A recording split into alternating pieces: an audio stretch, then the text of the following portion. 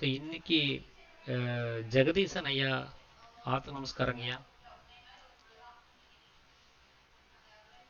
ஆது நமஸ்காரம். இன்னைக்கு வந்து 2ஆம் நாளாக கேக்குதுங்களா? கேக்குதுங்கய்யா, கேக்குதுங்கய்யா.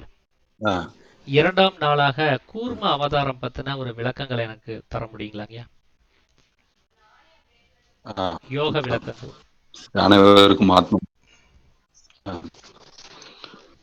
அது விஷ்ணுவோட 10 அவதாரங்கள்ல 2வது அவதாரமா சொல்றது கூர்ம அவதாரம். கூர்மம்னா ஆமை அப்படின்னு சொல்றது ஒண்ணு. இன்னொன்னு கூர்ம அப்படின்னா இந்த இந்த வாயுக்கள் அப்படின்னு சொல்லும்போது அதுல வரும்போதும் கிரிதரன் அப்படின்னு சொல்லும்போது கூர்மன் அப்படின்னு வரும். பார்வை கூர்மையாக இருக்க வேண்டும், கத்தி கூர்மையாக இருக்க வேண்டும், ஷார்ப்பா இருக்கணும் அப்படின்னு சொல்றதும் இதுக்கு பொருந்தும். அப்புறம் ஆமை போல் 5 அடக்கலாற்றின் எளிமையும் ஏமா பிடித்து அப்படின்னு வள்ளுவரும் அந்த ஆமை போல் 5 அடக்கலாற்றின் அப்படிங்கிறத சொல்றாரு. இந்த புலனடக்கங்கிறத சொல்றாரு. அதே இது திருமூலர் திருமந்து சொல்லும்போது 5ஐயும் அடக்க அடக்க என்பார் அறிவிலார், 5ஐயும் அடக்கில் அசேதனமாம், அதாவது உயிர்த்தன்மை இல்லாதது அசேதனம் அப்படிங்கிறாரு. அதனால 5ஐயும் அடக்கும் அமரரும் அங்கில்லை, 5ஐயும் அடக்கா அறிவு அறிந்தேனேங்கிறார். அப்புறம் அதுலேயும் அந்த மாதிரி ஒரு கருத்து இருக்குது. அதனால ஆமை அப்படிங்கிறது கூர்ம அவதாரம் அப்படின்னு. அப்புறம் நாடிகளில் பதஞ்சலி யோக சூத்திரம் சொல்லும்போது கூர்ம நாடி அப்படின்னு வாய்க்கும் கழுத்துக்கும் நடுவில் இருக்கிற ஒரு பகுதியை கூர்ம நாடி. இந்த கூர்ம நாடியில் கொஞ்சம் சில சித்த வித்தியார்த்திகள் 1-2 பேர் அதில் கவனம் செலுத்தி சமாதி அடைஞ்சதாக சொல்லுவாங்க. அதனால் அதை பற்றி ரொம்ப சொல்லலை. இந்த சாலன பந்திரம்னு ஒரு இது, சாலன தந்திரம்னு ஒன்று இருக்குது. அது பந்தம் பண்ணுவது, அது தடுத்து நிறுத்துவதுன்னு பேர். அதாவது பிராணனை வந்து கீழே வரவிடாம சிரசிலேயே மேலேயே நிறுத்துறதுக்கு, கழுத்துக்கு கீழே இறங்கவிடாமல் தடுக்கிறது அப்படிங்கிற முறையில் அது வரும். அது வந்து கொஞ்சம் தலையை லேசாக முன்னால் நீட்டி அப்புறம் மார்பு குழி நெஞ்சு குழியில் ஒட்டி அந்த நாடியை பதிக்கிறது. அப்படி இருக்கும்போது இந்த அமிர்தம் அங்கே சுழலும் போது அதில் ஒரு மாற்றம் வரும் அப்படின்னு சொல்லிட்டு அது கூர்ம நாடியை பயன்படுத்துறதுக்கு. ஆனால் சாலந்தன தந்திரத்திற்கும் கூர்ம நாடியை பயன்படுத்துறதுக்கும் உண்மையிலே எந்த விதமான தொடர்பும் கிடையாது. நம்ம நல்லா முழுங்கும் போது தொண்டையில் அந்த இடத்துல ஒரு கட்டி மாதிரி உருண்டை மாதிரி தெரியும். கை வச்சு பார்த்தோம்னா சங்கு கழுத்துக்கு மாதிரி அந்த இடத்துல ஒரு உருண்டை மாதிரி இருக்கும். அதுதான் ஆக்சுவலாக அந்த நாடியோட தன்மை. அதில் கவனம் செலுத்துறதை பற்றி பதஞ்சலி யோக சூத்திரத்தில் விளக்கம் சொல்கிறாங்க. அப்போ நம்ம அந்த மாதிரி அதை புரிஞ்சுக்கலாம். இப்போ இவ்வளவும் சொல்கிறோம். இப்போ முக்கியமான ஒரு இதுக்கு நமக்கு யோக நுட்பத்தில் விஷ்ணுவோட இதுங்கிறது, விஷ்ணுங்கிறது இங்கே மனது தான். அதனால தான் விஷ்ணு புராணம்னு அப்படி டோட்டலாக அந்த மனது தான் விஷ்ணு மயம் ஜெகத் அப்படின்னு சொல்கிற மாதிரி. அப்படி எத்தனையோ வகைகளில் வியாசர் எழுதுறாரு. அதாவது வேத வியாசர் வந்து இந்த இது நான் தான் ரிஷி முனிவரில் வேத ரிஷி நான் தான், வேத வியாசர் நான் தான்னு கீதையிலே கிருஷ்ணர் சொல்லுவார். அந்த மாதிரி சொல்லும்போது இது வந்து மனதோட வேலை தான் மொத்தமும் அப்படிங்கிறது, நம்ம எதெல்லாம் அறிகிறோமோ இது எல்லாமே மனதோட வேலை தான் மொத்தமும் அப்படிங்கிற மாதிரி அது நமக்கு தெரியுது. அப்போ அதே மனதுங்கிறத வச்சு தான் நம்ம இந்த உண்மையை தெரிஞ்சிக்க வேண்டியதாகவும் இருக்குது. அந்த மனதை தாண்டி போயிட முடியாது. ஏன்னா மனதாகவே நம்ம தான் இருக்கிறோம்.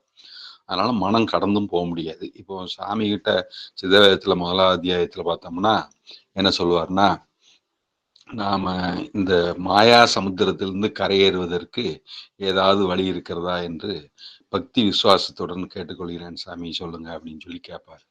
அப்பவும் அங்கே சமுத்திரம்ங்கிற இது வருது.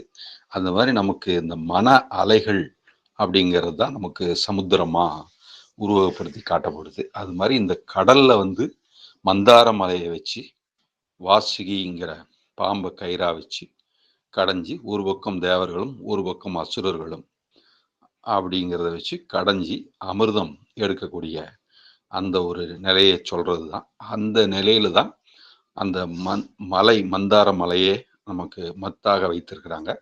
அதுதான் மனது. அதுக்கு முதல்ல அப்படி வச்சு கடையும் போது அந்த மனதாகப்பட்டது அஞ்ஞானத்தினுடைய தாக்கம் அலை அதிகமா இருந்ததுனால அந்த மலையே முங்கி போற அளவுக்கு ஆயிப்போகுது. அதனால அதுக்கு வேற வழி இல்லை அப்படின்னா, அதாவது நாமளா சுயமா மனதை, அதாவது குருவில்லா வித்தை பால்னு சொல்லுவாங்க. அதனால தொட்டு காட்டாத வித்தை சுட்டு போட்டாலும் வராதுவாங்க. அதனால குரு பிரம்மா, குரு விஷ்ணு, குரு மகாதேவ், குரு சாட்சாத் பரபிரம்மா, தஸ்மை ஸ்ரீ குருவே நமகாம்பாங்க. அதனால அந்த ஒரு குருவனுடைய சாநித்தியம், அது தெய்வ சங்கல்பம், தெய்வ சாநித்தியம் இல்லாத போது அது இந்த மனதை வந்து நம்ம வந்து ஒரு உறுதிப்பாட்டில் நிலைநிறுத்த முடியாம தடுமாற்றத்துல இருக்குது. அதை தான் வந்து முதல்ல அவங்க கடையும் போது அந்த மனதே மந்திர மலையே வந்து கடல்ல மறுபடியும் அதே அஞ்ஞானசத்துல மறுபடியும் ஆழ்ந்து அமர்ந்து போது அதை தூக்கி நிறுத்தணும்னு பார்த்தா நல்ல தன்மையில செயல்பட்டு முடியல, கெட்ட தன்மையில செயல்பட்டு முடியல. அதுக்கு இந்த மூச்சு பிராணனை கையாண்டும் கூட முடியல அப்படிங்கிறதா அங்க ஒரு முடிவு. அப்போ இந்த தெய்வ சங்கல்பம் அல்லது தெய்வ சக்தி, தெய்வத்தின் மேல் இருக்கிற உறுதிப்பாடு, தெய்வ நம்பிக்கை அப்படிங்கிற உறுதிப்பாடுங்கிற ஆமை தான் வந்து, அதாவது புலனடக்கம் அப்படிங்கிறதுக்கு ஆதாரமா வந்து அடியில அந்த ஆமை உருவெடுத்து கூர்ம அவதாரங்கிறது அதுதான்.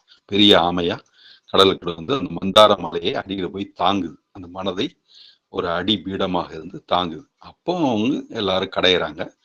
அப்படி தேவர் ஒரு பக்கம், அசுரர் ஒரு பக்கம், நல்ல சக்திக்கும் தீய சக்திக்கும் மனதை பயன்படுத்துவதில் வர போராட்டம் நம்ம வாழ்க்கையில இருக்கிற மாதிரி இதுவும் நல்லதா தான் தெரியும், அதுவும் நல்லதா தெரியும். முழுசா எது நல்லதுன்னு தீர விசாரிப்பதே மெயின்.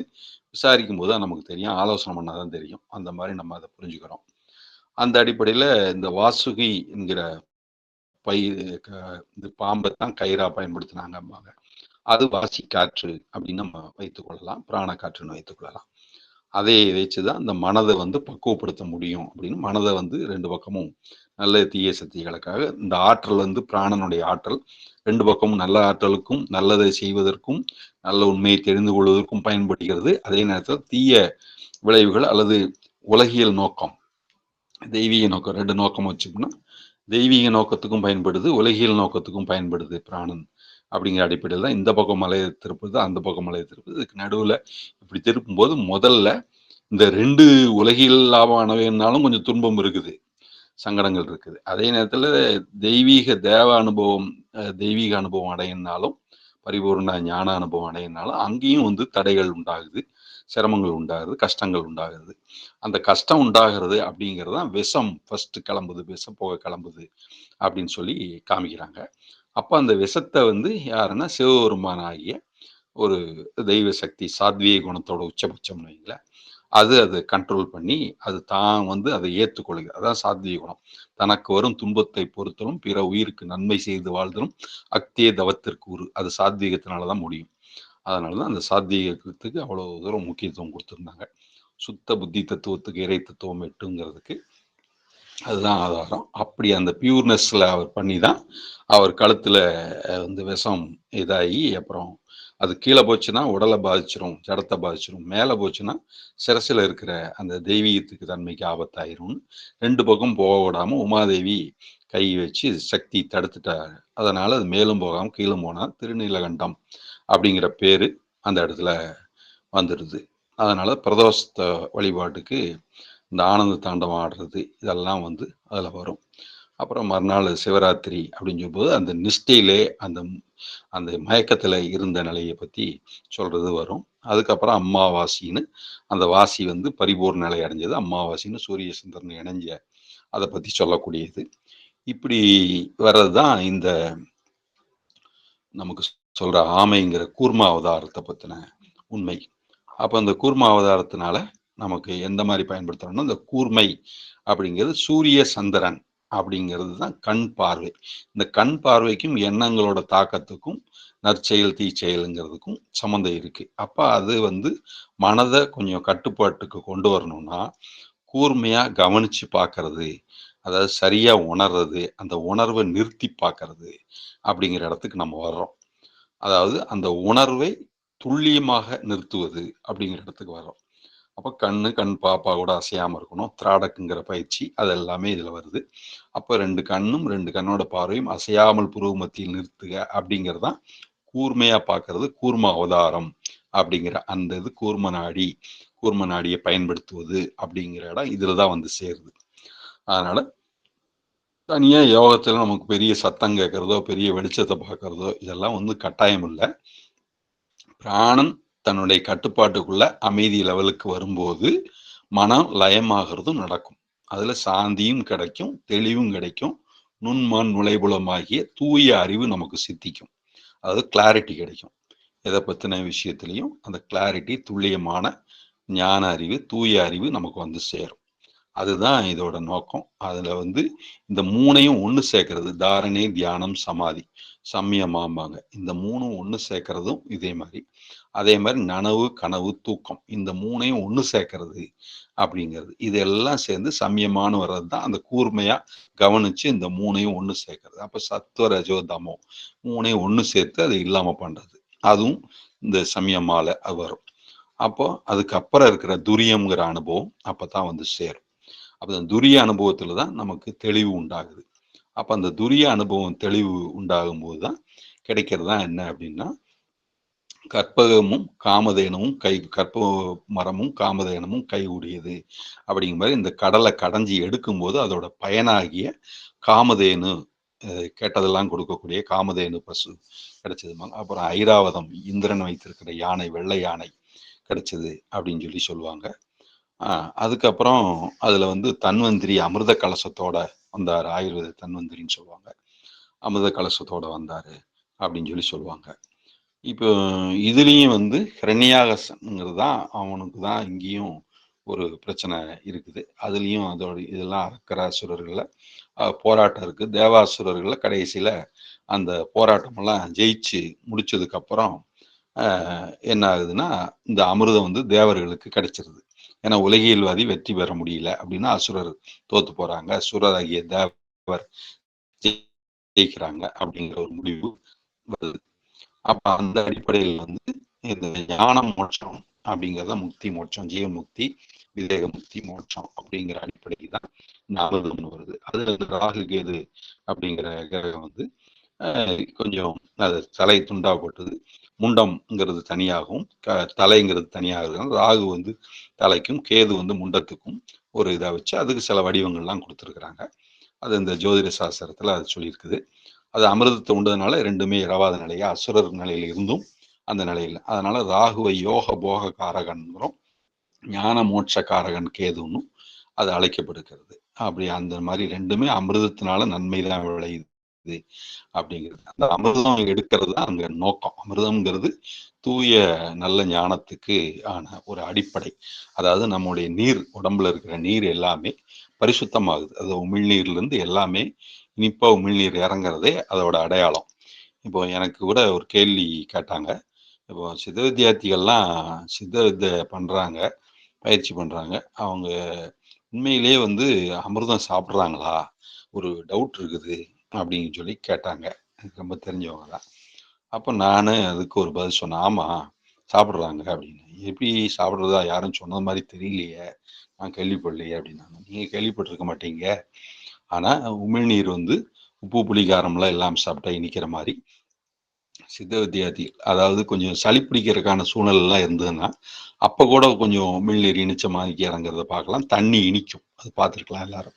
அந்த மாதிரி வந்து நம்ம குடிக்கிற தண்ணி கூட அந்த நல்ல விதமா இருக்கும் அப்படிங்கிறது மாதிரி. அப்போ ஏன் அப்போ அமிர்தம் சாப்பிட்டாங்க, அது சாப்பிட்ருக்காங்க, அவங்களுக்கு தெரிஞ்சோ தெரியாமலோ அமிர்தம் சாப்பிட்ருக்காங்க அப்படின்னா, காலை நேரத்துல எல்லாத்துக்குமே அந்த தெய்வீகமா இருக்கக்கூடிய அந்த பிரம்ம முகூர்த்தம்ங்கிற நேரத்துல அந்த இயல்பாவே அந்த சத்துவ குணம் மேலோங்கிய காலை பொழுது, நம்ம சத்துவ குணம் மேலோங்கும் போதெல்லாம் அவங்க அமிர்தம் சாப்பிட்றாங்க அப்படிங்கிறதெல்லாம் இருக்கு. சரியா பயிற்சி பண்ணி இது பண்ணும் போதும் அந்த உமிழ்நீர்ல இருந்து எல்லாமே சுத்தியாகி நாடிகள்லாம் சுத்தப்படுத்தப்படுது.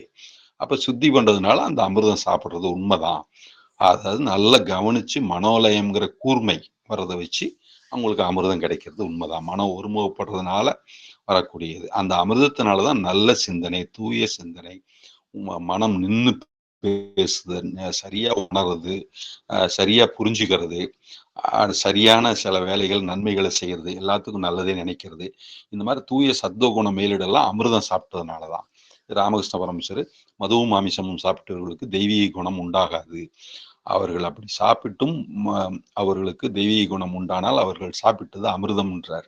அப்படியானா சித்த வித்தியார்த்திகள் எல்லாத்துக்கும் அந்த சாதுக்களை போன்ற தன்மையில் அவங்கெல்லாம் நடந்துக்கிறதுனால அவங்க அந்த அமிர்தத்தை சாப்பிட்ருக்குறாங்க அப்படிங்கிறது உண்மைதான். அப்புறம் தெரிஞ்சு அவங்க நல்ல விதமாக அமிர்தம் சாப்பிடணும் அப்படின்னா இந்த யோக நுட்பங்கள் எல்லாம் சரியா எப்படி கிரகிச்சு குதத்வாரத்தின் வழியாக அந்த லிங்கத்தினுடைய முரட்டில் ஆவுடையில் பிரம்மரத்தை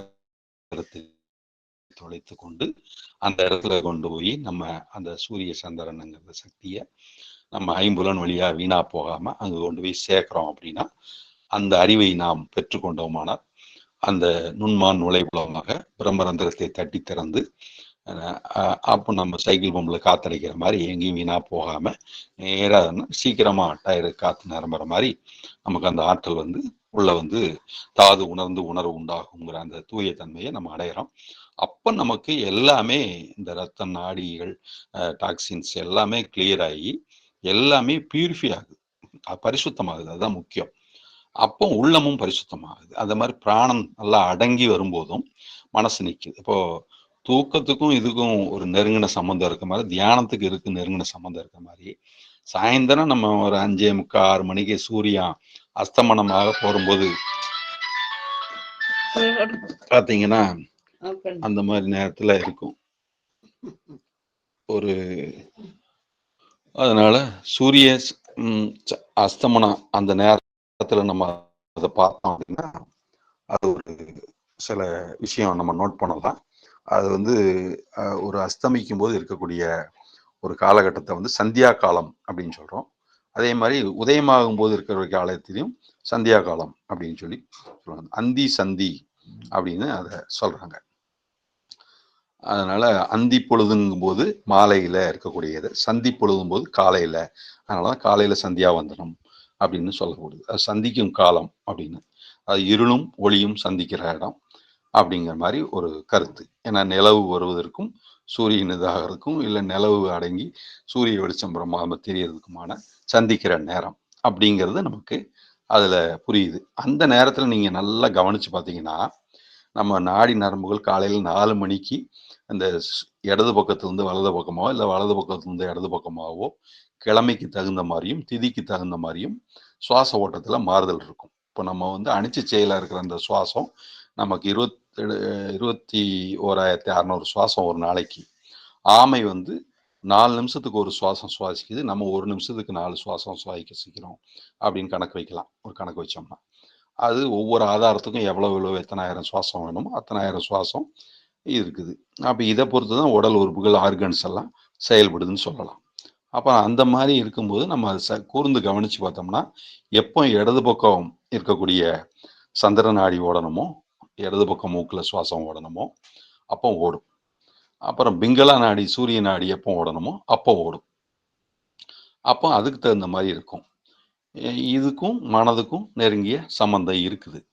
அப்போ நம்ம அது அந்த மாதிரி பண்ணிட்டு இருக்கும்போது சாதாரணமாக நீங்கள் சாயந்தர நேரத்தை நல்லா கூர்ந்து கவனிச்சு, அதான் பேச்சை நிறுத்தி மூச்சை கவனிங்க மாதிரி மூச்சை கவனிக்கக்கூடிய அந்த தன்மை நம்மளுக்கு வர வர என்ன ஆகும் அப்படின்னு கேட்டால் சரியா வந்து பிராணன் மெல்ல அப்படி நேர் கோட்டில், அதாவது நேரம் நிமிந்து உட்கார்ந்துருக்கிற ஒரு சூழ்நிலையிலையோ நீங்கள் கவனிச்சு பார்த்தீங்கனாலே தெரியும்.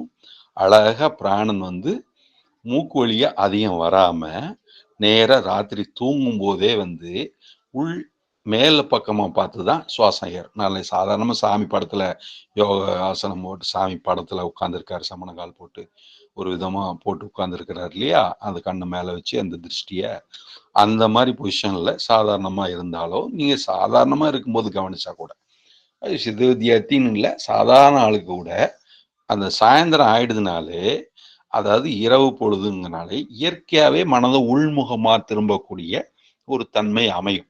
அப்ப அந்த பிராணன் அதுக்கு தகுந்த மாதிரி சுவாச ஓட்டமும் கண்டிப்பா மாறி அமையும். நீங்க கவனிச்சீங்கன்னா தெரியும்.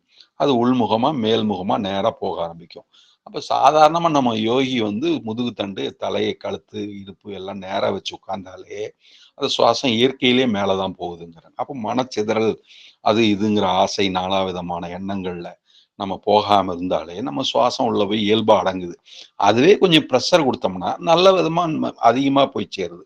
அது நல்லா காத்தடிக்கும் போது நல்லா காத்து வாங்கிக்கிற மாதிரி எடுத்துக்கலாம். இதை சுகமான காத்து வாங்குறோம் இல்லையா, அந்த மாதிரி நினைச்சுக்கலாம் இதை. அப்போ அந்த மாதிரி நமக்கு அதை கூட நம்ம கவனிச்சோம்னா அந்த மாறுபாடு அந்த வித்தியாசத்தை நம்ம உணர முடியும். அப்போ மனம் காலையில கொஞ்சம் கொஞ்சமா முழிச்சு வெளியில அந்த பிராணனுடைய தன்மை மாற மாற மனது அதிகமாக வெளியில செலுத்தி, அது காலையில கொஞ்சம் அதிகம் பேச மாட்டோம், கொஞ்சம் மெதுவா பேசுவோம். அப்படியே படிப்படியா படபடப்பா கொஞ்சம் கொஞ்சமா பரபரப்பு கூடி கூடி கூடி அப்புறம் இப்போ அதெல்லாம் அது இதுன்னு 10 மணிக்கு வந்துங்க எல்லாம் அது செஞ்சிடலாம் இது செஞ்சிடலாம் அப்படி இப்படின்னு ரொம்ப சுறுசுறுப்பாயிரும். ஏன்னா அதுக்கு தகுந்த மாதிரி இயற்கையிலேயே புறநோக்கி படைக்கப்பட்ட புலன்கள் புறநோக்கி இயங்க ஆரம்பிச்சிருது. அப்ப நம்ம புலன்களையும் சேர்த்து அகநோக்கி பண்ணும்போது தான் இழுக்கிறதுக்கு பண்ணும்போது மட்டும்தான் இந்த பிராணனும் உள்ளடங்கு. அப்ப பிராணனை உள்ளே அது இயல்பாக உள்ளே அடங்கும் முகமாக நம்ம பழக்கிட்டோம்னா இந்த புலன்களும் தானாக உள்ளே இழுத்து சொல்லுகிறது. அப்போ எப்படி ஆமை தன்னுடைய புலன்களை மௌனத்துல இருந்து ஐம்புலன்களை உள்ளே இழுத்துக் கொள்கிறதோ பிரத்யாகாரத்தின் மூலயமா செய்து கொள்வது போல இல்லாமல் நம்ம பிராணன் இயல்பா உள்ள போய் அடங்கும் போது அந்த தானாக அந்த புலன்களும் சேர்ந்து ஒடுங்கின்றன. மனம் ஒடுங்கும் போது புலன்களும் இயற்கையிலேயே ஒடுங்குகின்றது. அப்போ ராத்திரி தூங்கும் போது நமக்கு அதே மாதிரிதான் இயற்கையிலேயே ஒடுங்குது. அதனாலதான் புலன்கள் ஒடுங்கிறதுக்கு வாய்ப்பு ஏற்பட்டிருக்கு. சரிங்களா? அப்படி நம்ம இயற்கையா புரிஞ்சுக்கிறது தான் கூர்ம அவதாரம், கூர்ம நாடி அப்படிங்கிறத நம்ம சொல்றோம். அப்ப அசையாம இருக்கும்போது அந்த பிராணன் அடங்குது. அப்ப புலன்களும் அடங்குது. அப்ப புலன் அடங்கும் போது பிராண நுட்பமாக யோக நுட்பமாக மாறி ஞானத்துக்கும் நம்ம தெளிவுக்கும் கிளாரிட்டிக்கும் அது நல்ல வாய்ப்பா அமையுது. அப்படி இந்த கூர்ம அவதாரத்தை பத்தி நம்ம தெரிஞ்சுக்கிறோம். அப்போ விஷ்ணுவோட இந்த 2வது அவதாரம் மூலியமா இப்படி நம்ம தெரிஞ்சுக்கிறது மூலியமா இன்னும் இதுல நிறைய உள்நுட்பங்கள் இருக்குது. இருந்தாலும் ஓரளவுக்கு நம்ம அதை ஓரளவுக்கு இப்போ புரிஞ்சிருக்கிறோம்னு நினைக்கிறேன். இன்னும் ஒரு வகையில அதை சொல்றதா இருந்துச்சுன்னா எப்படின்னா இந்த பிராணா